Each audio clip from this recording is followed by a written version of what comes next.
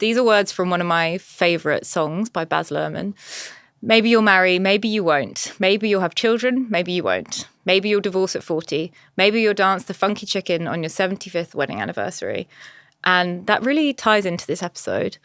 So society tells us that the journey is dating and marriage and house and a child and a white picket fence, but it doesn't always work out that way. And it doesn't always go as you expect it to either. In this episode, my amazing friend Hannah, who was actually my friend of honour at my wedding, she joins me to talk about when you think your life is going one way and you realise you want something else completely and everything changes and then you're divorced at 31. So this is that story. It's a story of divorce, yes, but ultimately it's a story of finding yourself. And I really hope that you find it inspiring and reassuring and interesting. So let's get into it. If life feels like a whirlwind of clarity and confusion, pull up a chair. Welcome to The Weird Years. Welcome to the podcast, Honey. Thank you. I'm very excited to have you. I'm excited, I think. I think. Before our listeners, Hannah and I go back many, many years. We actually went to school together. Yeah. When we were little babies back in Sussex. Yeah. And went through our wild years together, for sure. And now are probably in our weird years together. Yeah. We both had pretty similar journeys. So we went to we left our hometowns. We went to uni. We got jobs.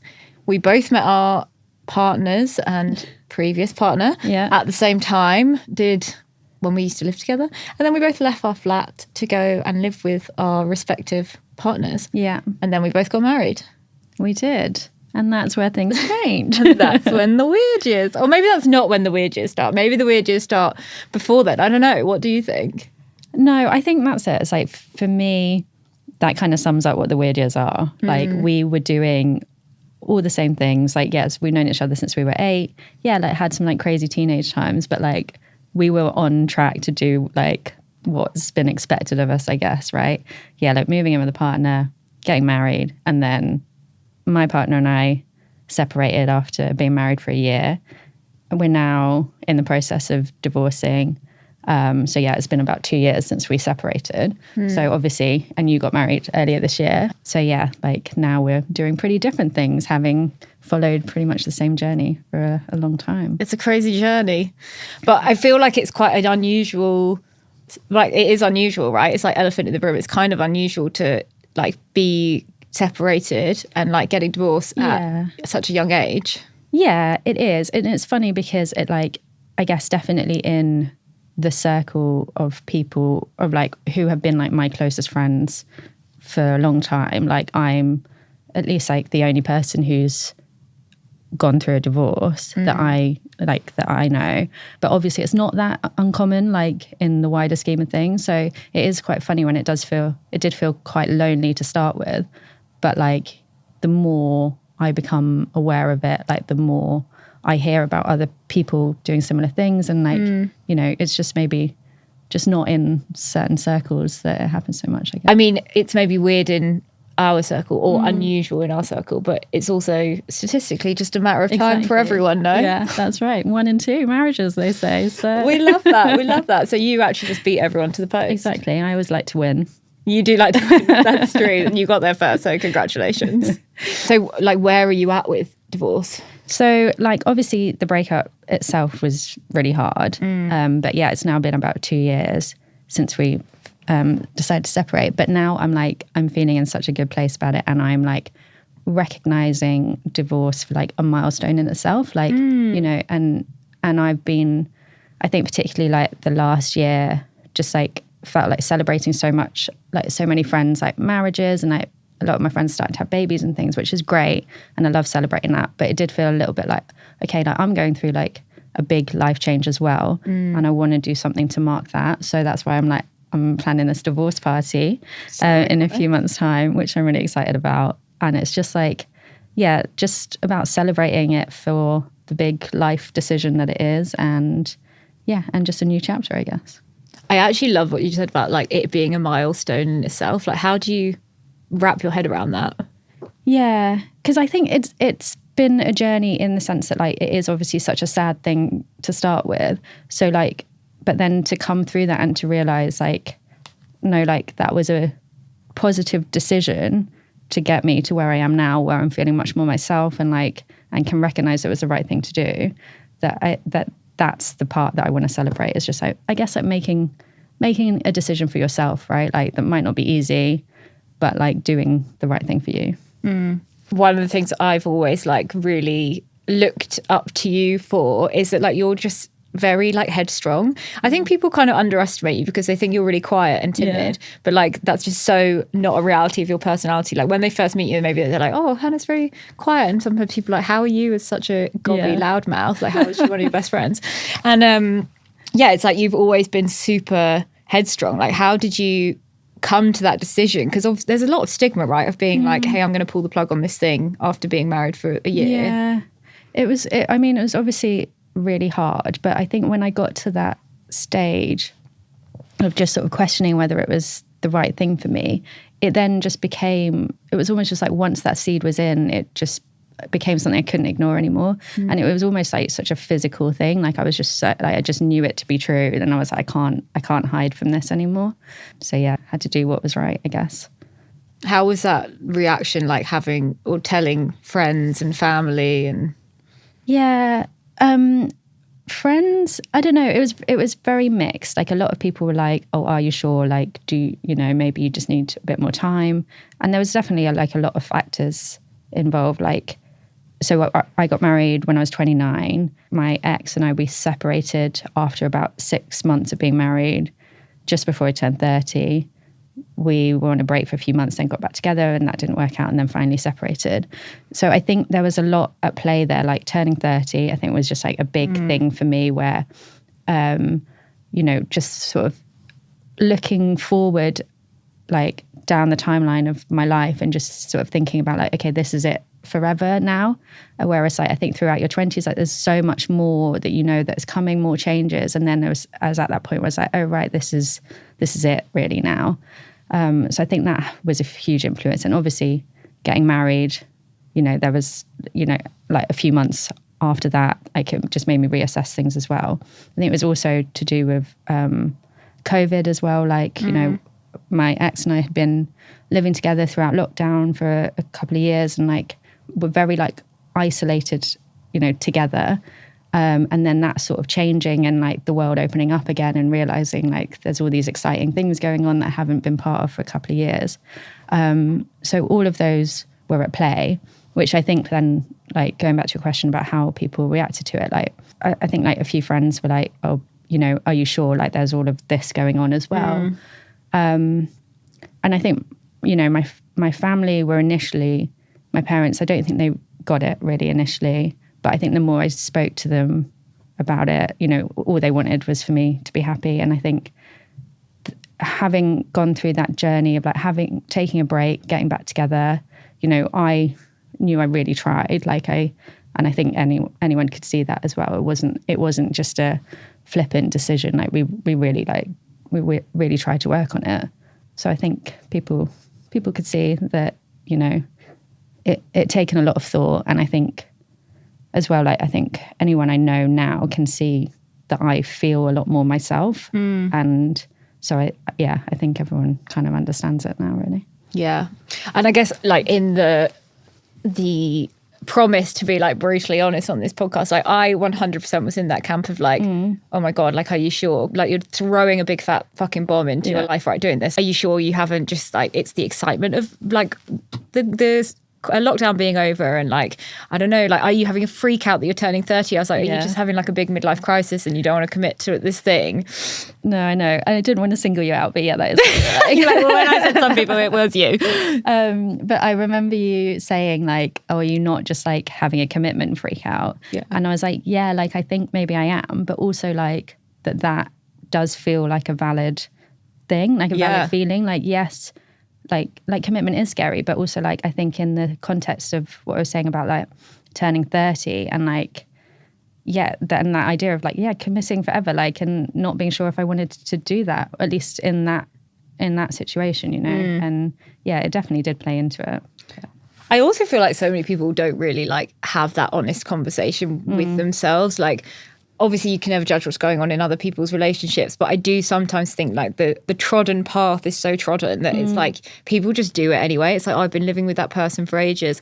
And then it is, when you actually sit down and look on paper, like, do you literally want to wake up next to that person for the rest of your life potentially? Yeah. Like, that is actually a huge, massive decision, isn't it? Yeah, exactly. And I think like in my situation, it was like, you know, we can talk about kids and stuff, like, but that wasn't something that we as a couple wanted. But I think like, and I think if that is something that obviously changes things, like that's the big next chapter, right? Yeah. If that's something you're working towards, and that wasn't there for us. So it was, and then it becomes a whole lifestyle question about like, okay, if we're not having kids together, what does that look like? And there's so many different ways, you know, different ways to do that. So yeah, I think that maybe sort of like pushed that question forward for me, where it was like, yeah, if we'd been planning on having kids, you know, that might not have come up ever, or like, you know, years down the line. But I think without that, like, to look forward to, it just sort of, I could just sort of see this like, yeah, the rest of my life just as it was, and that was quite scary, really. Yeah. Do you think if you'd wanted kids, like, because I mean, you were pretty ballsy with it. Like, loads of people would have sat on that for like a really long time. I think most people would have sat on it for years. Like, people are not great at pulling off the plaster with this kind of stuff. Yeah. It was lots of things. I think, like I was saying, like this, it was just like a very like physical feeling. And like, and yeah, I just never really had anything like that before, where I was just like, I am so consumed with this. Like, I just sort of know that this is the right thing to do. If kids had been on the cards, like, well, I don't know, it just would have changed the whole relationship dynamic, really. And It was just not something that was there for us. I don't know. Yeah. At first I was like, oh shit, is she like blowing up her life? And is this going to be like a big oopsie daisy in a couple of months? But then on the other side, I mean, there were some weird months. Yeah. There were some weird months after that were just different for you. I'm not sure what you're getting at. I don't know where I'm getting at this either. Is it when I was sleeping on the chair in your spare room? I mean, you did sleep in the chair in the studio for like 3 weeks. Yeah. No, there were some weird times, but you know, it was all like part of the process. And like, I think that has been the hardest thing about the last 2 years, really, is like the identity crisis I've had, really. Because yeah, I was in that relationship for 8 years. Yeah. We met when I was 22, separated when I was 30. Like, that is a huge chunk of life, but also like such formative years, like when you, definitely, you know, learn a lot about who you are. And then yeah, suddenly not being that person anymore was like a massive identity crisis, which I hadn't anticipated, I think. Tell me more. Well, yeah, I don't know. It's interesting because it's not like I ever thought of myself as being defined by that relationship, or like by being someone's partner. But like, and friendships were something that, some friendships I found really difficult to navigate afterwards, where it's just like, I don't know, like everyone's in these long-term relationships, and I had always felt very comfortable with who I was in that circle, right? And like, you know, people talk about their relationships, and I'd always be able to like chip in and talk about my own relationship as well. And then suddenly not having that, but also that being quite painful to talk about, at least in the first few months, where I was like, oh, I just don't know how to be part of this conversation anymore. And like, I'm just finding myself in situations where I just had to sort of check in with myself about who I was and how I participated in these things. And that was, yeah, definitely something that I hadn't expected. And I guess going back to what you started talking about, where it's like, you know, us doing the same thing for most of our lives, and then that sort of shifting, is that more widely with friendships has been, I think, yeah, an unexpected difficulty about the breakup, where it's like, are we, like, with all my like childhood friends, or like friends I've had for a long time, like just being able to relate one-on-one to what they're doing with their life, because we were always doing the same thing, and then suddenly being like, oh, like I can't relate to what you're doing right now, you can't relate to what I'm doing right now, and that just really changes things. But like, I'm now in a place where I think that's actually really great, and I love talking to friends about the different things that we're all doing. And I actually think that gives like a whole new dynamic to friendships, where you can actually, you're still friends despite all the different things that you're going through, But that was like a big shock when I was like, oh, okay, we don't have these things in common anymore. And yeah, that was interesting. Yeah, that's unexpected, as you said. And you think like, oh yeah, like a breakup or a divorce is like obviously a big life change. At least I was thinking about it like in terms of just the relationship, and like, oh, this person who's like a massive part of my life isn't going to be in it anymore. But there's so much more to it than that, which I hadn't really thought about. What else kind of like came out of the woodwork as a surprise? So yeah, the friendships was one of the most difficult ones. I'd say like my sister, I'm really close to my sister, as you know, and she hadn't had a serious relationship, and then met her now boyfriend pretty much as me and my ex were separating. So that was a really strange dynamic for like, yeah, just that changed, a big change for both of us, and a sort of role reversal really. Yeah, she's my younger sister, but then was very much like supporting me going through that while she was, now in her first like long-term relationship. So that's been a bit of a weird, unexpected shift as well. So you said your relationship to other people and friends changed quite a lot. What else kind of like shifted in that time? Like how you said your relationship to yourself, you had a bit of an identity crisis. Like how did that play out? Yeah, I mean, there's like, I guess different elements to it, like specific to being married and separating was like my name. So I changed my name when I got married, and I found that like just like very triggering for a long time, like trying to sort all of that out. And like I kept forgetting, because I went back to using my maiden name, and I kept forgetting that legally my name was my married name, and I'd like booked flights under the wrong name and stuff, and just like, and that was all just not only just like annoying, but like quite like upsetting to then have to go and sort out. There was one point where I was trying to get a new phone contract, and I failed the money laundering checks because there wasn't enough under my married name or the name I used. And I just got so upset about it, because I was like, they're basically telling me that I don't like exist, right, as a person. But it's like, that's just because of this breakup. And it was like, I just can't escape it.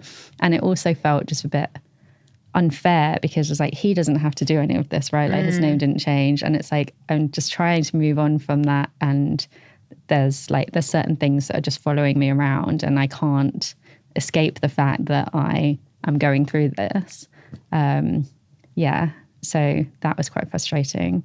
It's probably like also those things that it feels like maybe they are easier for men, full stop. Like I've been seeing, I don't know if you've seen this thing on TikTok, which is about like decentering men in your life. Oh, right. It's like this massive movement. Like obviously there's so many movements going across the world of like just hardcore feminist pushback, which love to see.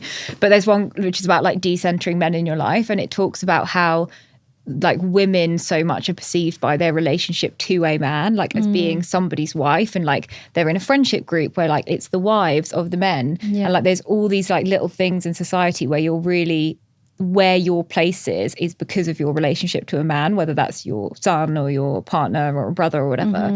And there's this whole kind of movement around decentering men. So there's things like going into the office like without wearing makeup, for example, which people would be like, well, how's that decentering men? It's like, well, in your decision of getting ready in the morning, you're not like going to fall to a societal standard, which ultimately has been set by men. Right. Or like there's all these kind of shifts of people being like, I'm just not going to be defined by that. Do you feel like that's kind of how you felt? Letting go of that, I guess, a status in a way. I think it was more just like being someone's partner. Like we'd been together for so long that I was just so used to having that other person around. Because I never really felt like defined as being his partner. Like that wasn't something I associated as my identity. So then I think that was part of the reason why I found it so surprising how much it impacted my identity, the breakup. But it's more just like having that one person and then like looking to other people to fill that role, I guess, like looking for friendships in like a slightly different way, where I can just like text my friends about like the little everyday stuff where I'd like sort of always relied on my ex for. And also just like, again, just sort of like having that in common with friends who have also been in long-term relationships where, you know, and if, that was just quite difficult to navigate to start with. It's just like things like going away and things like I never like would have thought about like who I'm doing all this stuff with. Like, you know, you always have someone there that like you can rely on who like is around to do stuff with, and then suddenly being like, oh, like, are all my friends doing it with their partners? Am I going to be the only one who's like not doing stuff? That's not the case at all. But it did like require a bit of a change of mindset a little bit to be like, oh, okay, yeah, I don't have that one person as a default anymore. Like I just have to like look a bit more widely at like how I'm going to do things and like socialize and stuff. Who your network is. Yeah. It was weird like watching you kind of go through that, because there's so many emotions. Because like on one, obviously, you know, it's not about me, but the way that I perceived it, at first I was like fear for you, because I was like, oh my God, like how is this going to impact your life? But then I think fairly quickly there was like this massive excitement. And I think once you'd like got over obviously the pain of it all, oh, not that it's always over, but like you start to move through that, there was also this like excitement of like what this life was going to be for you. Exactly. And I think that, I guess, like ties into what I was saying before about like the time in life that this happened, like the fact that it was like 29, 30 and the end of sort of COVID. I did just have this real sense of like, there is so much going on out there. Like there are so many opportunities, like all these things I want to do. And then I think in the immediate aftermath of that breakup, like I did find it harder than I was maybe expecting, and then was like, oh, okay, like I need to take some time before I'd like put myself out there. But then it does feel like once I've got through that, I am like excited about all the stuff that's going on now, and like I'm making the most of it, you know? So what's going on now? Like what are those big shifts? Because you said you had like a, you know, this big identity shift, and like what's exciting you now in this kind of new life that you have?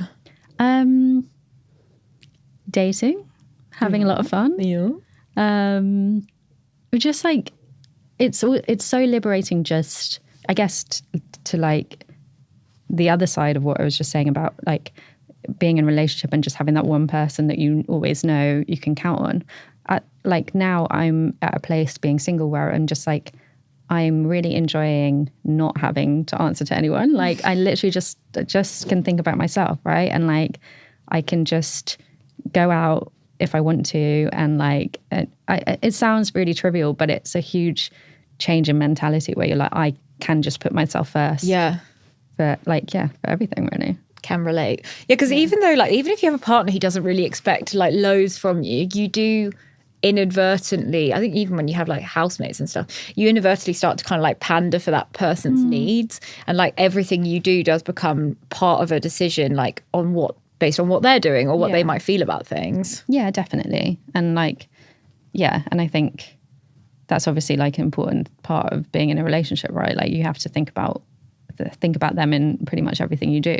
And that's, and it becomes like a subconscious thing, I think, which then it's again something I hadn't really anticipated, but now I'm just, it's really nice just thinking about myself. Yeah, it's interesting because people always like paint what do they call them, like single cat ladies, and like people are so vicious like going after people who are single by choice, which is like how I feel your situation is, right? Like you've ended your marriage and you're, in your words, like having fun.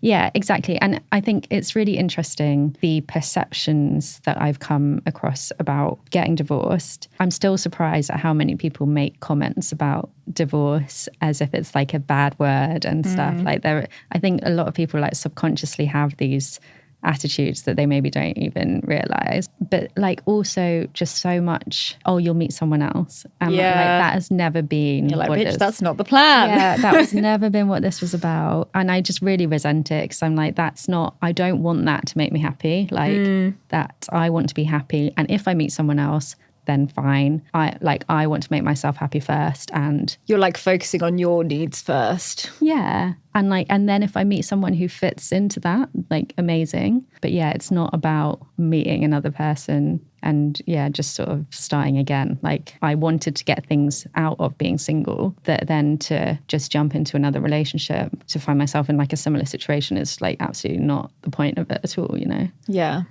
I was doing some research about this stuff because I think the perceptions are really interesting. And actually, like the data's super confusing around like, you know, people always say this group's happier, this group's happier.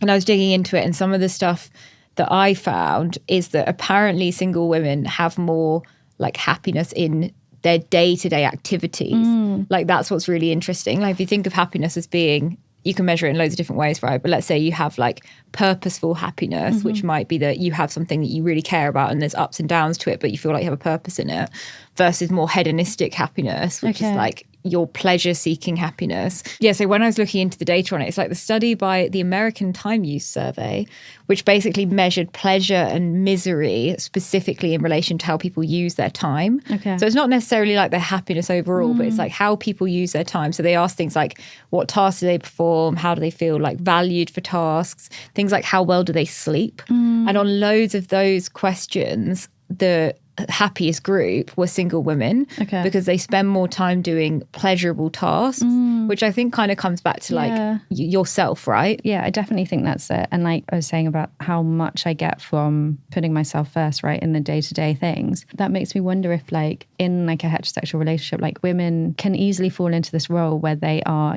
like you use the word like pandering to your partner, right? Where you just end up like accommodating someone else, which obviously like in some ways is a great thing to do in a relationship. It's definitely something I experienced in my relationship where I felt like I was in this role being like this nagging wife, and I was like to be the nagging wife. And I just didn't want to be that person, right? Women in relationships can easily find themselves in that where they feel like they are looking out for someone else, trying to like get things to work and stuff. But actually, if you're single, you just don't have to think about that, right? Like there's no one to nag.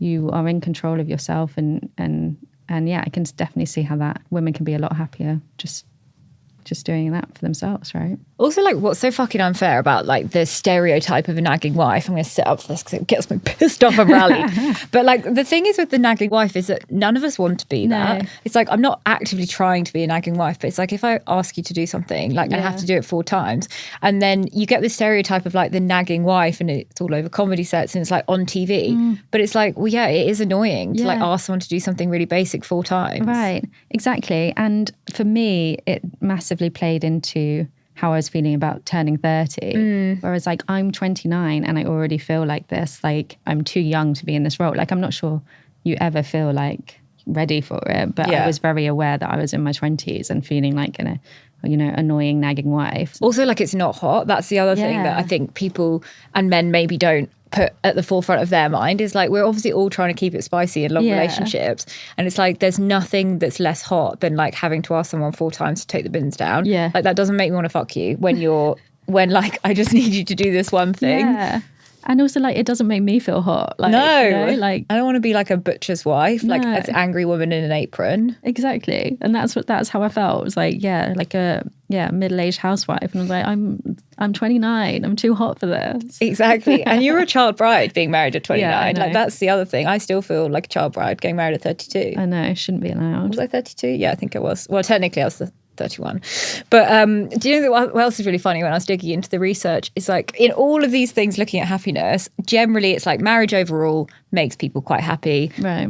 So technically like married men with children, happiest. They are loving it. Okay. I wonder why. Right. And then you look at married women with children, they're pretty happy. Okay. But I do think there's this kind of like survivor's bias of like, if you've built your life and you've got married and you've had kids, like, yeah, you're going to fucking tell yourself that you're happy, aren't you? Like, and then that's what's so interesting with that other study is when you put them together of people looking at their day-to-day, how they spend their time, single women are happier. Okay. But when you look at it the other way of like, how happy are you, full stop, married women with children are happier. Oh, right. And I think it comes down to that like purpose versus like hedonism. So if you tell yourself that you're really happy in this relationship and this life that you've built, it's not like you really have an eject button. Like as a woman, if you're a married woman with kids, you don't really have an eject button. You're not allowed to go and start a new family with someone else. Yeah, okay, interesting. And that makes a lot of sense with what you're saying then about like the day-to-day happiness, right? Rather than like having the purpose. And I think that is like a massive concept. Like how do we be happy without having this big purpose of like having a family? Yeah. Which is what, as women we're always told is like, the ultimate purpose, right? And for me, like I said, like me and my ex, like we weren't planning on having kids, but like I have not really decided whether I want kids or not. But I did feel like a huge amount of pressure, especially after the breakup, being like, do I need to decide? Like, do I want them or not? And actually, I have recently like made peace with just not deciding. And I found that so liberating, just to be like, I'm not going to like force myself to make a decision right now, and just to be like more open about what my life might look like, you know, because I think for so much of my life I was sort of working towards the next big milestone, right? Like living with my partner, getting married, all of these things. And then I think that was why after getting married, I had this big, life-changing moment where I was like, okay, what's the next big thing? And yeah, so I guess that has been a whole journey for me personally, to be like, okay, well, now I don't know what the next big thing is, which is like massively scary and a huge change in how I've lived my life up till now. But like such an amazing feeling to be like, okay, yeah, like just to take happiness from like the day-to-day things rather than feeling like I'm working towards something, some like bigger purpose, you know, and just enjoying life. So sorry for the interruption. Lydia here. If you're liking this episode, please do give it a thumbs up or subscribe. Thank you so much. Sorry, I'll be quiet now. It's also like people ask that question of like, do you want kids in a vacuum, don't they? Yeah. Because people say that like, oh, do you want kids? It's like, well, what's the situation in this? Right. Like, do I want kids with like a guy who I'm going to have to tell 15 times to take the bin out? Yeah. Or like, do I want kids with someone who's really loaded and is going to get me a nanny? It's like there's 100 different versions of what that could look like. If it feels sometimes like you're forced to say a binary, like, yes, I do or I don't, because changing your mind would be so like catastrophic, wouldn't it? That's it. And I think there's so much pressure on that. I think with kids especially, where I'm always wary about talking to people about it, because I say like I'm generally more like, feel like it's more likely that I won't have kids, but I'm also aware that might change. But I feel like very aware of that when I'm talking about it, that I don't want to speak too strongly one way or the other, because I might change my mind, and I don't want people to be like, oh, but like you didn't want kids. Do you know what I mean? Like, and this idea that we can't change our minds about that. You don't have to be like when I became a vegan. Yeah. And I became very outspoken and started an Instagram. And then I was no longer a vegan, and it was very uncomfortable for me and other people. Yeah, but you've really come through that. So well done. Thank you. I am now very much not a vegan. But yeah, that's so true. And also like it's so outrageously offensive to people for women to not necessarily want to have kids or to like be undecided. Yeah. And that's it. And it's like the being undecided as well. It's like that. It's like there are people who like don't want kids, and they really own that, which is great. But like you also don't have to be that sure. Like that you can be on the fence and you can change your mind, and that in itself is quite empowering. Yeah. And that's it. It's like you saying about feeling like you have to, or like feeling like that question is asked in a vacuum. Like there are people who know they want kids in a vacuum, like so strongly, regardless. Yeah. And I think that's amazing to be like, to know that is so important to you. But I would never be that person, and like for me it just depends on like so many other factors, right? And yeah, so that has been like a whole journey for me to be like, well, let's see what happens, and that's okay. Yeah. I also feel like deep down in my soul that we're going to see so many more like interesting setups of families. Like I've said this to many people out loud, like if I wasn't with Chris, like I just wouldn't see myself marrying like another man. Like I would either be in a completely like platonic, I think, relationship with like loads of women, like this amazing coven or raising children, or like I just think the female relationships are so much like deeper and richer on many ways. And like I think we're going to see some really interesting stuff of like people will want to have kids, but they want to have kids maybe in like a less traditional setup. So I think there's like a few things like that makes me think. It's like I have so many concerns about having children, like to do with like climate change and social media and all these like big things that really scare me about it. Which is valid as well. I know, and terrifying.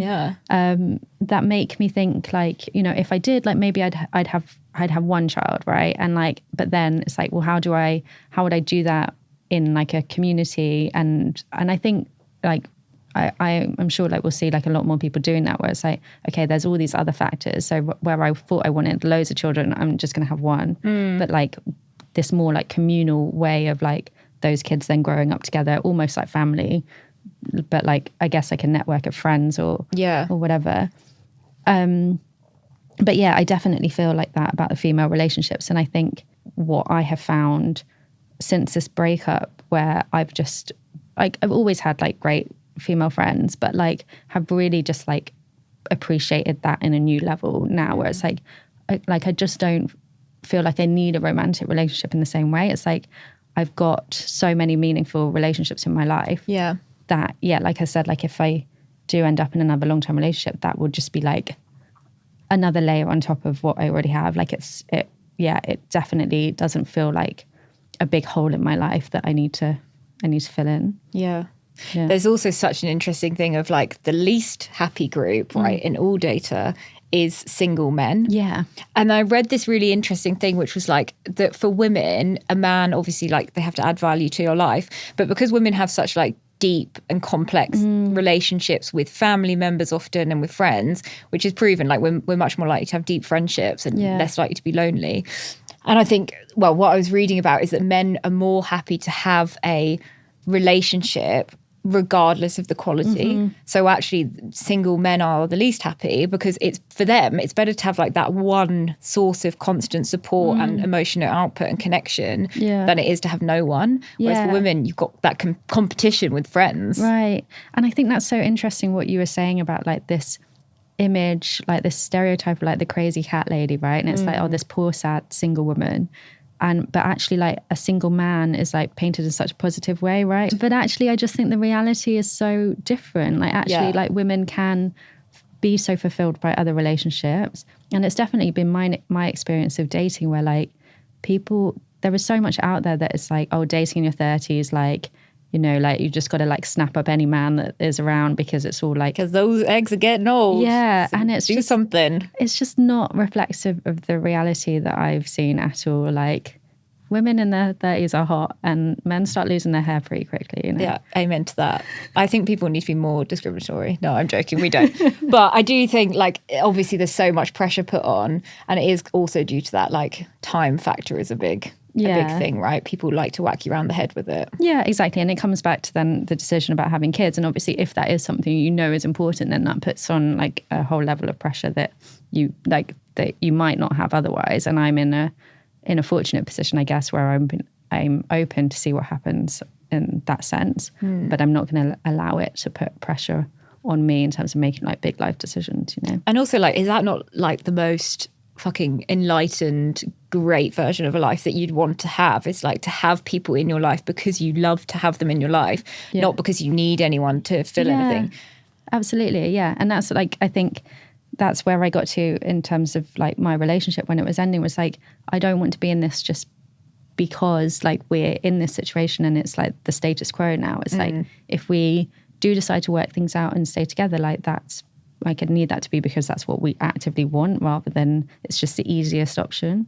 Yeah. Yeah. I found it so funny. I was looking at this thing about like, well, I was thinking about how growth is looked at so differently with men and women. And like you get these kind of like Bali, like man bun kind of crypto shaman guys who are doing like, their growth is so like masculinized, and it's like doing ice baths and like Iron Man and stuff. And it's like these dudes will literally do anything rather than just go for a coffee with one of their friends and talk about it. And then female growth is so like demonized as if it's not an amazing like spiritual thing. Like what's more spiritual than having like this group of women that you're all really connected to? And we was talking recently about like sort of finding a bit more of a like spiritual side, right? Which I think is like such a cliche of like women. I think women turn 30 and they're suddenly like, wow, the universe. Hannah loves tarot cards. I love tarot cards. That's what she wants to tell everyone. But it's like, I think it's a genuine thing, right? Like female energy and just like the spirituality that women are interested in, and is like connects women like across like the world. And yet it is like seen as such a like weird, you know, woo-woo thing that doesn't make any sense. And it's like laughed at, really. Yeah, it really is. But actually like there's probably there's a lot of like connection in it. But also like I'm sure a lot of it means things, like, but maybe there just isn't the science like to sit behind it. But then when men are like you know, looking at like the spiritual sides of things, it has this like, there's so much respect for it, for like, you know, men looking inwards, which, you know, is great and important, but it's so interesting how differently it's perceived. Yeah, I was talking to one of my friends, Lauren, who's a coach, about this, and she was like, oh, actually, now I think about it, all the books about like women's growth are put in like a kind of different section of the library, and they're like self-help and they're really soft, whereas the ones written by men are like these thought leadership section of the library. Like it's just completely like dealt with so differently. Yeah, definitely. I was looking for a book recently on like astrology, and it was in this whole section of like psychic books and things like that, and then there's this whole section on like popular science, which is all like male spirituality. It's very like a very clear divide between the two sort of. It's not respected in the same way. So this is one I like to throw at people. If there's like a myth or misconception or societal expectation that just needs to be thrown in the bin for this period of life, what would you think it is? I guess it's like, I would say what we've kind of touched on already, just about how like this image of single women just being so tragic. Like, yeah, I think there's actually so much power in being a single woman, especially in your 30s, when you have so much of a better idea of yourself, so much better sense of identity. And yeah, I think actually, there is so much opportunity there, and so much potential to just be happy as a single woman, not necessarily looking for like, not necessarily looking for a next long-term relationship. And yeah, it doesn't have to be a sad thing. And actually cats are cool, so being a cat lady is a positive Cats are thing. cool. I mean, I'm allergic, but they are cool, and you do have a cat. I do. I am a cat lady. I'm proud. Yeah, exactly. Yeah, also I remember I read this or it was a quote that I heard. It was like the most dangerous women are the ones with self-worth, or like the most dangerous thing that a woman can have is self-worth. Right. And I think it was actually a TV critic who was talking about it in relation to like a series that had come out.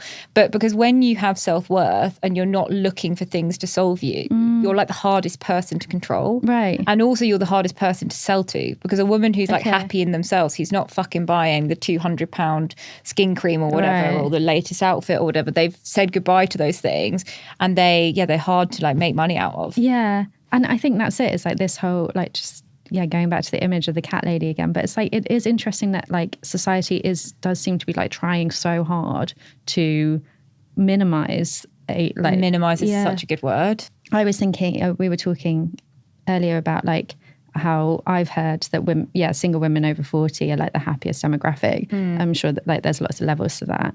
But I think at least like being in your 30s, like there is a lot of focus on like physical image, right? But I can imagine as you get older and you sort of like become, I guess, like more comfortable in yourself, but also like you will learn to like let go of that a little bit as like looks become less important. That I can just imagine that's just like another level of like things to let go of, that would just be so liberating. Like I already feel so much of that journey already, that I can just imagine like once you kind of become more comfortable with your physical appearance, and that's just like, that just feels quite exciting. That also like feels way more possible, I think, when you're not in like a long-term relationship or a marriage, because there definitely is a layer of like, you know, Chris is in a job where he meets loads and loads of people all the time. There's definitely like, it makes me hypersensitive of how I look because of my relationship to him, because it's like, well, there's always going to be this element of competition to a degree. And it's like, you actually could let go of that. And maybe if there wasn't this constant reminder of like, you know, a partner who maybe enforces those things. Yeah, definitely. And I think like, I guess where I am at now, like I am dating, and so that is a big part of my life, I guess. And that obviously like how you look physically is a big part of that.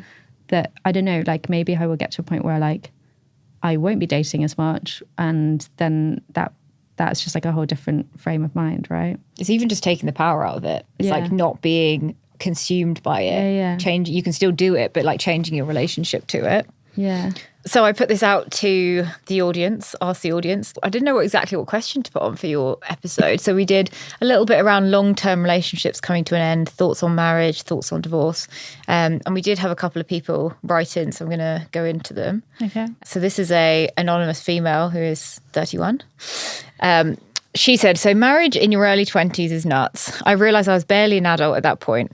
I was 22 and I married someone 12 years older than me. We're still married and it's worked out, but it has been rough. I'm not the same person I was when I was 22 and I'm literally not sure I even remember her. I didn't want kids and were told I couldn't have them, but then I fell pregnant at 25. Wow. And that also changed the game. Growing into someone totally different while being married to someone who's older and has already figured most of themselves out was such a mental ride. Mm-hmm. That's really interesting. Wow, what a story. Right. But yeah, I definitely relate to that. Like, I mean, I got married when I was 29. It's not exactly that young, but Yeah. it does feel it looking back that I'm like, wow, I feel so much more myself, feel like I know so much more now than I did then. But I think more in the context, like when I met my ex, with him being 30 and So what me your being age gap when 22. you, okay, 30 It was 8 22. years, yeah. And yeah, like I definitely felt like I just finished uni, like just moved to London, like feel like it was very much like starting off. Whereas I feel like he had like other long-term relationships and was like much more settled in himself.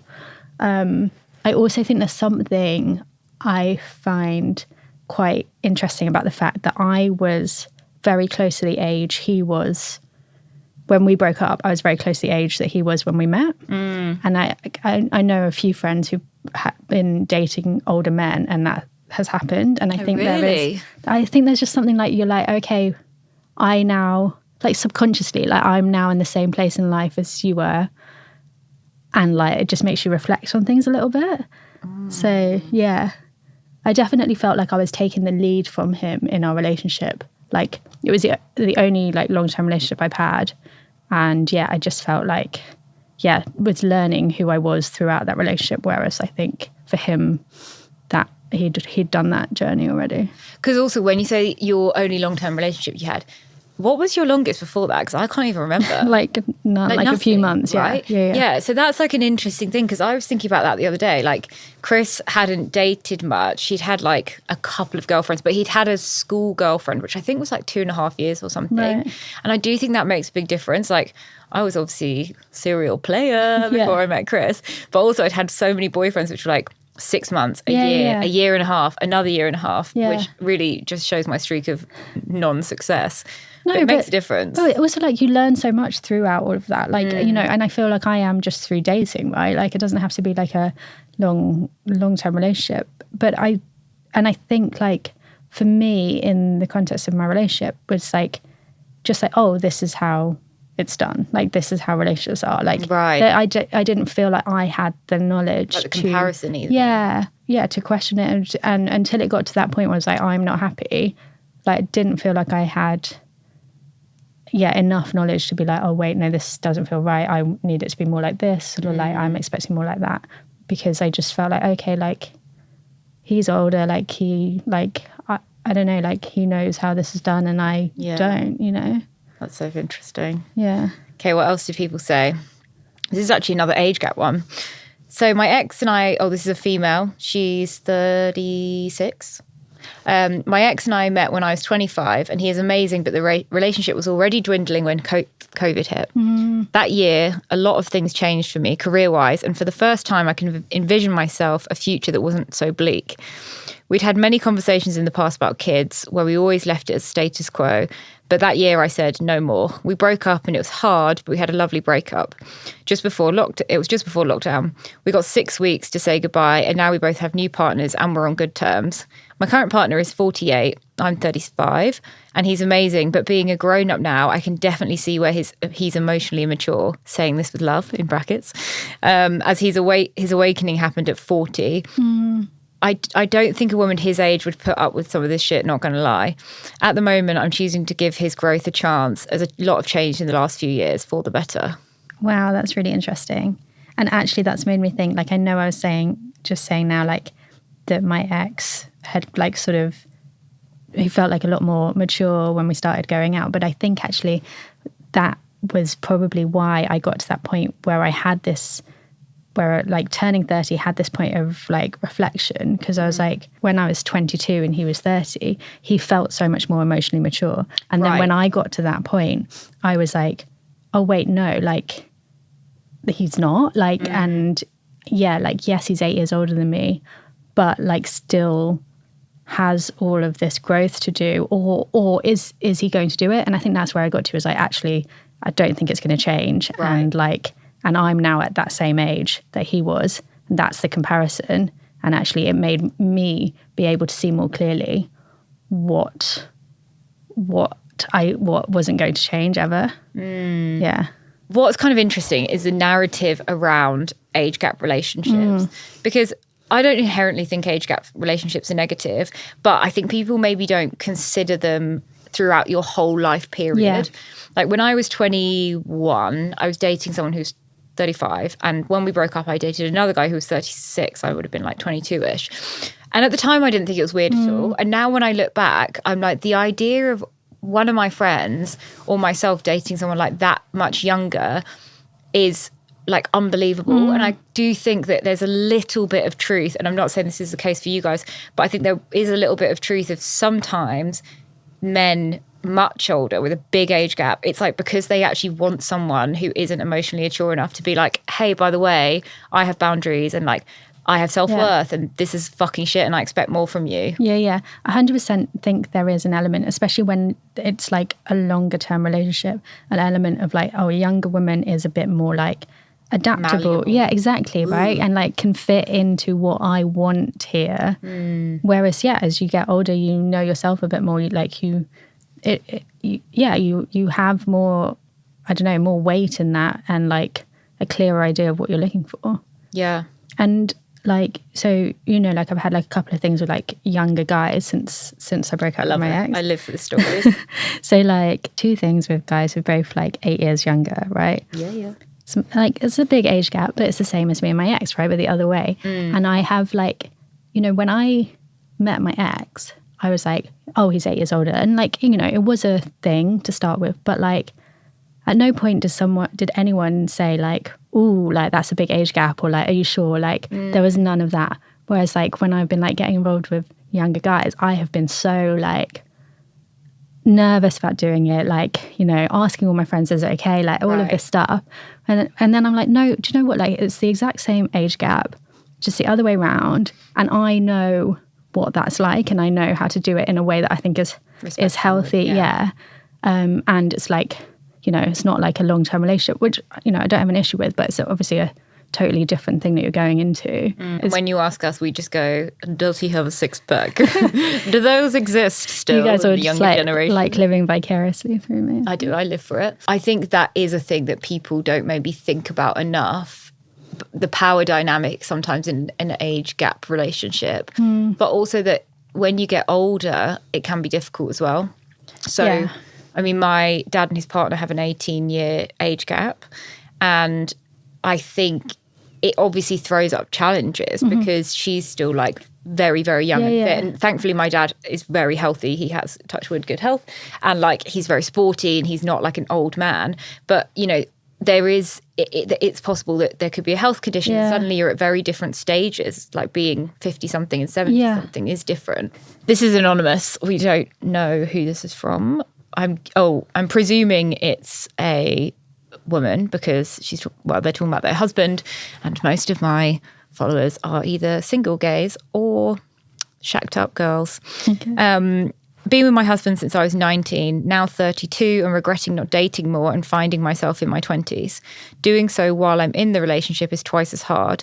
We also have an age gap of 13 years, so different growth times is coming into play to make it harder. Wow. Yeah.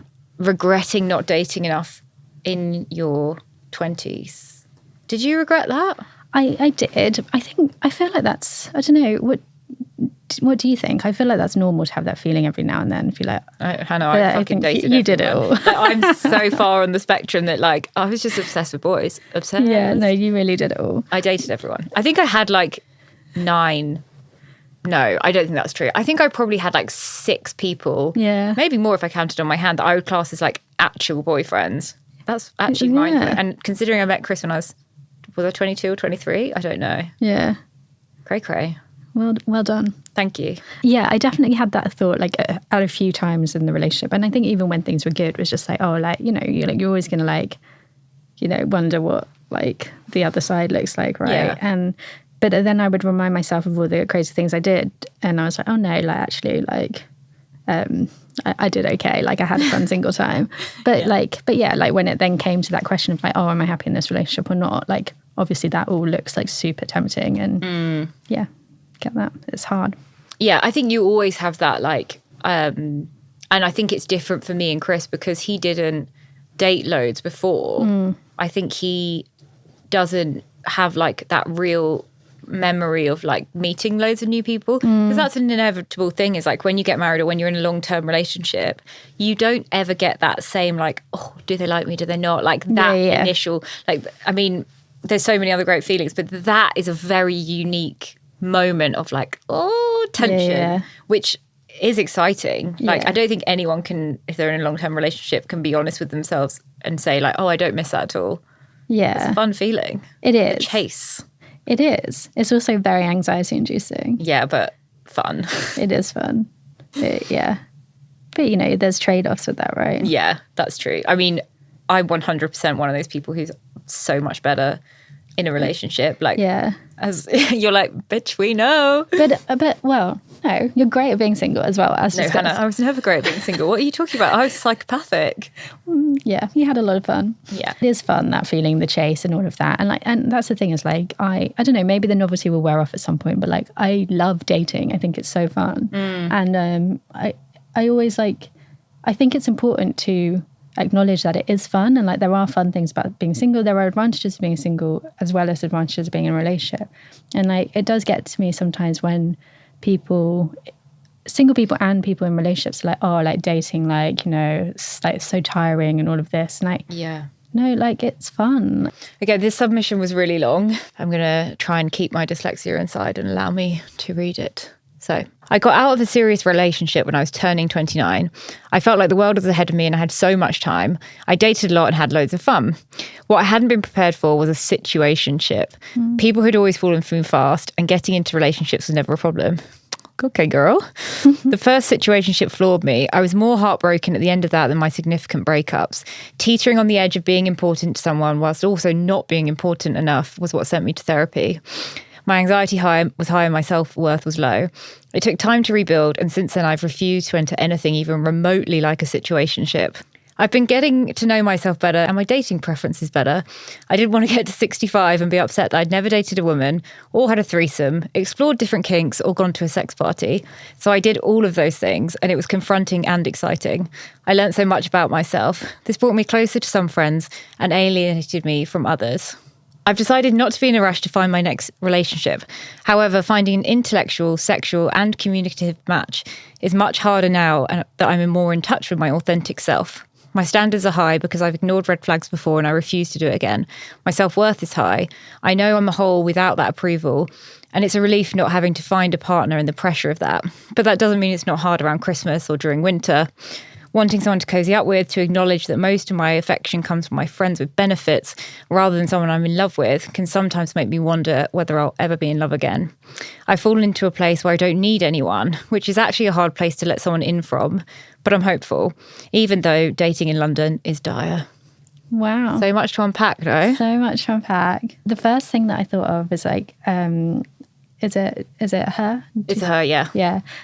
Saying that like at 29 felt like she had like so much time ahead of her. Because I think that's definitely how I felt. And then it was like very quickly, it's like, oh, I'm 32. Like everyone's getting married and having kids. So it didn't feel like that like a few years ago. Yeah. But also like relate in the fact that like, you know, that there was like a guy that I met after my breakup, well, I knew before, but like had a thing with like after my breakup that it didn't work out with that, and that floored me like way so disproportionately to what it actually was. But it was definitely like a sense of like after the end of like my marriage was like reaching out for something to like hold on to, and then like when that didn't materialize the way I wanted, like that just absolutely broke me. But situationship vibe as well, Yeah, right? 100%. Yeah. So do you think maybe it was like the contrast of like this very solid, reliable thing, and then you're like, oh, what's this flakiness? Yeah, absolutely. And like, and I think actually what we were just saying about like that excitement of the chase, right? And it was like that excitement of something new, not being sure, is he into me, is he not? Like that whole like emotional unavailability is so sexy. And then just it absolutely screwed me over. And I read something the other day that about like how after you come out of a relationship, it's like the 90-10 rule. Ooh. And it's like, so like say like your long-term partner gives you 90% of what you need, right? Yeah. And then the first person that you meet afterwards or that you are involved with afterwards will give you that 10% of what you didn't have. And you're so drawn to that you ignore the fact that they don't give you the other 90%, but you're just really drawn to that. So interesting. Yeah. I definitely see that with what happened to me. That reminds me of when I was dating that horrible man who worked in advertising. He was much older than me. He was just awful and was real like situationship, never knew where I stood. Right. I then rebounded and dated that really nice Swedish guy. Do you remember? Yeah. He was just like the sweetest human being in the world, and just like, bless him. I was like, can I date someone who's just like a normal human being and not a sociopath? Yeah.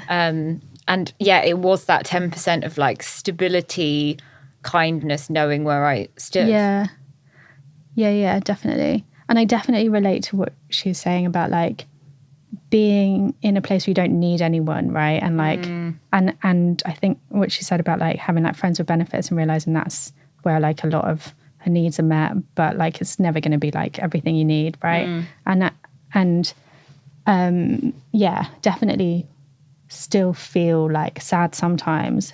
And then it's like hard for me to like unpack if that's just like feeling like lonely or like missing my ex or like what, like, right. You know, but there's always moments where you feel like the odd one out for being single, right? And like, but you can be as satisfied as you want with the rest of your life. But there, like, that is the society we live in where like it is the norm to be in a long-term committed relationship. So like, yeah, there's always going to be some pressure. Yeah. From different places. One thing that I found tricky recently, or not necessarily tricky, but I was really conscious of and I was aware of, is obviously you were we didn't call it maid of honour. What did we call it?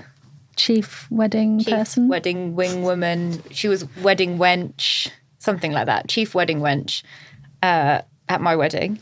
And obviously you had to go through the process, which was not fun with me, of buying a wedding dress, where I was a nightmare and had a meltdown many, many times. But how was that for you? Because obviously it's still like a fairly fresh thing. Yeah. Divorce. It was interesting. Like, I remember there was one moment where it was the first time we went shopping for your wedding dress, and there was a point you tried on a dress and they played in the shop the song that I walked down the aisle to. Oh my God, I was just like, it was one of those moments where you're like, universe, like, what are you doing? Like, you're really like playing with me.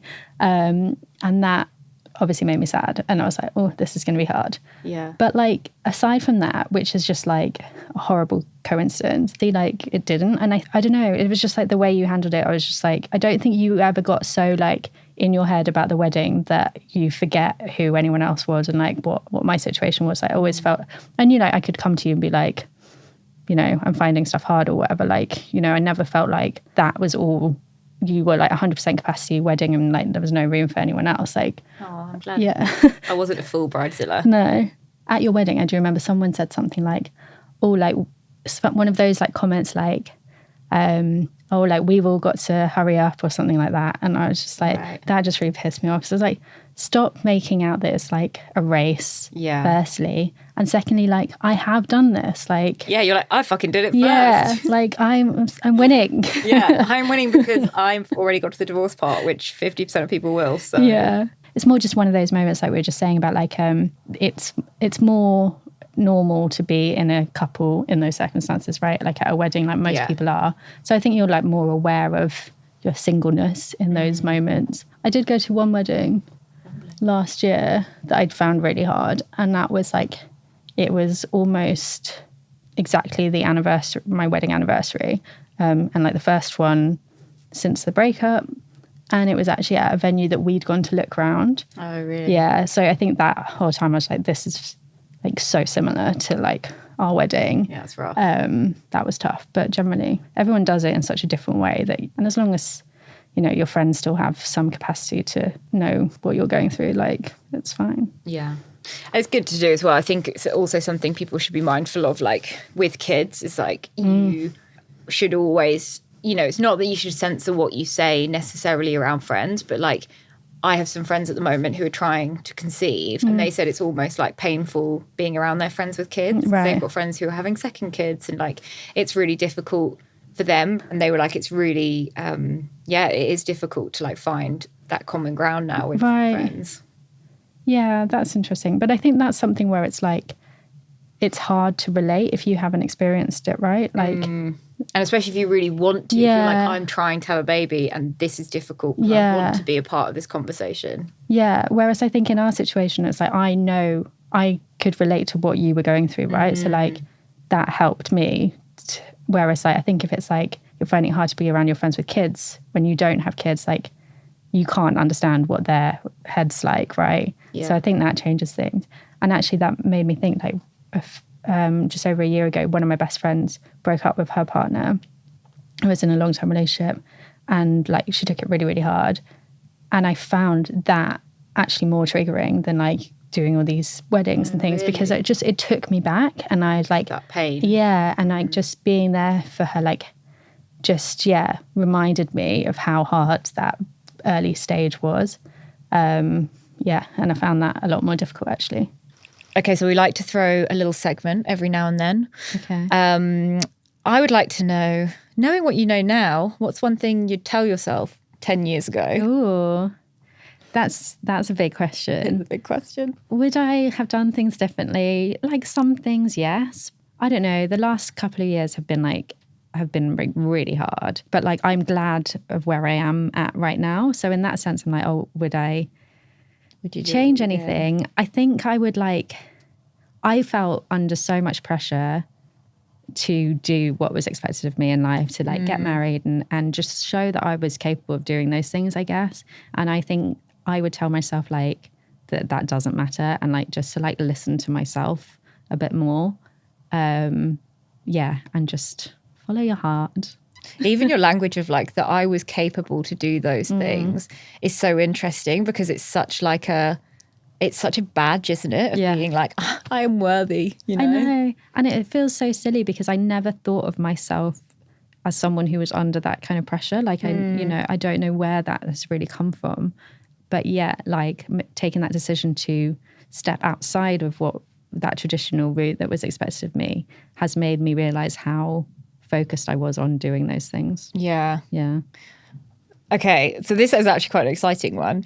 So what's one thing you'd wish for yourself in 10 years? Oh, I don't know. I guess like part of what my weird years have taught me, right, is that I had all these expectations of what my life was going to look like and all these hopes and dreams and goals that didn't work out the way I'd planned. Yeah. So it has been like a huge thing for me to let go of that and to be like, I'm not going to set myself these expectations because like a lot of it's out of my control, and just to go with the flow. And so I mean like it's a cliche and a boring answer, but like in 10 years time, like I just want to be happy. But like I don't what that looks like. If that means me being on my own, being a crazy cat lady, like great. If it means I've met like someone that I want to have kids with and I'm doing that, like great as well. But I'm not going to set any expectations of what that might look like. I'm just going to see what happens.